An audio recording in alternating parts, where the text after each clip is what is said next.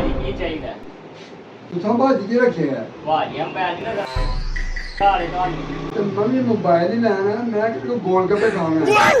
ਅੱਛਾ ਦੱਸੋ ਕਿਹੜਾ ਮੈਚ ਚਾਹੀਦਾ ਭਾਜੀ? ਤੇਰਾ ਪ੍ਰੋ ਹੈ ਜੇ? ਹਾਂਜੀ ਹੈ ਭਾਜੀ। ਆਓ ਭਾਜੀ ਆ 13 ਪ੍ਰੋ ਮੈਕਸ ਜੇ, ਇਹ ਵੀ 13 ਪ੍ਰੋ ਮੈਕਸ ਜੇ। 14 ਹੈ ਜੇ? ਭਾਜੀ ਇਹ 12 ਪ੍ਰੋ ਮੈਕਸ ਜੇ।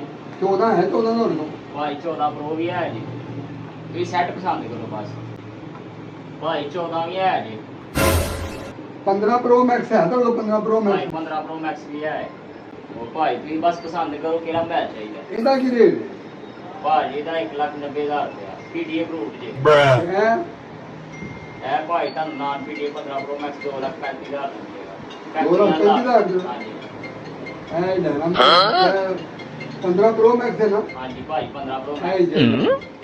2,35,000 ਦਾ ਦੇ ਦੇ। 2,35 ਦਾ ਜਨਾਬ। ਭਾਜੀ ਮੈਂ 2,10,000 ਦਾ ਤੁਹਾਨੂੰ ਉਹ ਦੇਣਾ। ਨਹੀਂ ਭਾਜੀ 2,35,000 ਦਾ ਫਾਈਨਲ ਹੈ। ਭਾਜੀ ਦਿਲ ਮੰਨਦਾ ਹੈ ਲੈ ਲਓ, ਨਹੀਂ ਤੇ ਤੁਹਾਡੀ ਮਰਜ਼ੀ। ਭਾਵੇਂ ਮੈਂ 2,10,000 ਦੇਣੇ, ਪੈਸੇ ਵੱਧ ਨਹੀਂ ਦੇ। ਭਾਜੀ 2,35,000 ਤੋਂ ਘੱਟ ਨਹੀਂ ਸਮਝਦੇ ਹੋ। ਯਾਰ ਤੇਰੀ ਮਿਹਰਬਾਨੀ। ਭਾਜੀ ਨਹੀਂ ਲੈਣਾ ਤੁਸੀਂ ਜਾਓ, 2,35,000 ਦਾ ਹੀ ਫਾਈਨਲ ਹੋਣਾ। ਅੱਛਾ ਹਾਂਜੀ ਚਲੋ ਠੀਕ ਹੈ, ਤੁਹਾਡਾ ਮੇਰਾ 2,35,000 ਡਨ ਹੋ ਗਿਆ। ਠੀਕ ਹੈ ਜੀ। ਕਰੋ ਅਕਾਊਂਟ ਦੇ ਪੈਸੇ ਭਾਈ।